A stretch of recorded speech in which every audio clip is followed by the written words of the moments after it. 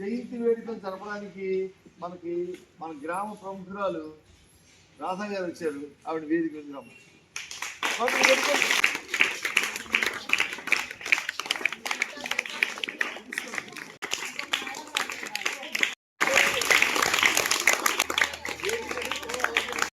ఈరోజు జాతీయ మహిళా ఉపాధ్యాయ దినోత్సవ శుభాకాంక్షలమ్మ.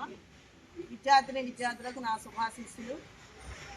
ఈరోజు మనం ఇక్కడ ఎందుకు సమావేశమయ్యామంటే మేమందరం ఎవరు అంటారు మీరు?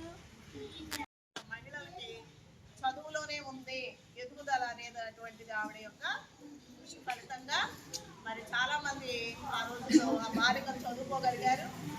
ఆవిడే మొట్టమొదటి మహిళా ఉపాధ్యాయురాలు. ఆవిడ జన్మదినాన్ని జాతీయ మహిళా ఉపాధ్యాయ దినోత్సవాన్ని జరుపుకుంటాం. మరి వాళ్ళ పిల్లల్ని కూడా వద్దనుకున్నారు. ఆవిడ ఆ పాఠశాలలో ఆవిడ ఇంటి ముందు ఒక ఉయ్యాల కట్టేవారంట. వెళ్ళి చిటికి పెట్టి చదివేవారు కాదు. ఆర్థిక కారణాల వల్ల భద్రతా సమస్యలు, పాఠశాలకు వెళ్లే దారిలో లేదా పాఠశాల వాతావరణంలో అమ్మాయిల భద్రత గురించి తల్లిదండ్రులలో ఆందోళనలు ఉండేవి. చిన్నతనంగా చదువు చెప్పి దేశం మొదటి ఉపాధ్యాయురాలు అయ్యింది సావిత్రిబాయి పూలే.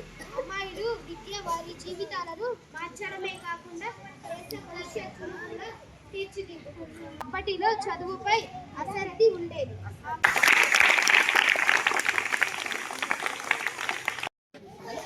ఈ కార్యక్రమాన్ని ఇంత పటిష్టంగా నిర్వహించింది ఎక్కడికి ఇచ్చేసిన రాధకి ఇప్పుడు మనం దీన్ని మీటింగ్ ముగిస్తూ ఇంట్లో వాళ్ళకు కూడా ఇంట్లో కూడా హెల్ప్ చేసే కాన్ఫిడెన్స్ మీకు పెరుగుతుంది.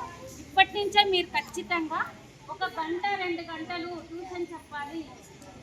అంటే మనకు బుక్ ఎగ్జిబిషన్ నడుస్తుంది తెలుసా? బుక్ ఎగ్జిబిషన్ ఏంటనేది అక్కడ చిన్నపిల్లల కోసం కూడా ఒక స్టేజ్ ఉంటుంది. చాలా సైన్స్ ఈ రకరకాలు పెడతారనమాట. చాలా బాగుంటుంది. అక్కడికి మీకు ఎవరికైనా ఇంట్రెస్ట్ ఉంటే ఈ 4గురికి సంబంధించి నేనే ఛార్జీలు పెట్టి తీసుకెళ్ళి చూపిస్తాను. మహారాష్ట్రలో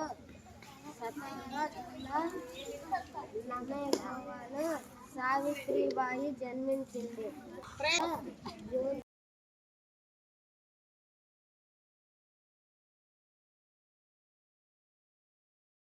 చదివించే కన్నా ఒక అబ్బాయిని చదివిస్తే అందరినీ బాగా చూసుకుంటారు అనుకుంటారు కదా. అబ్బాయి మీద సహాయం పడకుండా ఒక అమ్మాయి పని చేసుకోగలదు. కాబట్టి మనం కూడా చదువుకోవాలి. అమ్మాయిలు కూడా చదువుకుంటే ఇప్పుడు చాలా గేమ్స్లో, పాటలో, డ్రాయింగ్లో అన్ని దాంట్లో అమ్మాయిలే ఉంటున్నారు, అబ్బాయిలు కూడా ఉంటున్నారు. అందుకే అందరం చదువుకోవాలి, బాగా సక్సెస్గా ఉండాలని కోరుకుంటున్నాం. ఇదేంటంటే ఇదంతా కూడా 200 సంవత్సరాల క్రితం పరిస్థితి అలా ఉన్నది. మీరందరూ కూడా మనకు చదువు ఊరికే రాలేదు. వాళ్ళ కింద ఎంతో త్యాగాలు చేస్తూ వచ్చిన చదివి. కాబట్టి మీరందరూ బాగా చదువుకోవాలి. బాగా చదువుకొని మీరు అనుకుంటున్నారు కదా, నేను పెద్దగా టీచర్ అవుతాను, డాక్టర్ అవుతాను, లాయర్ అవుతాను, పోలీస్ అవుతాను,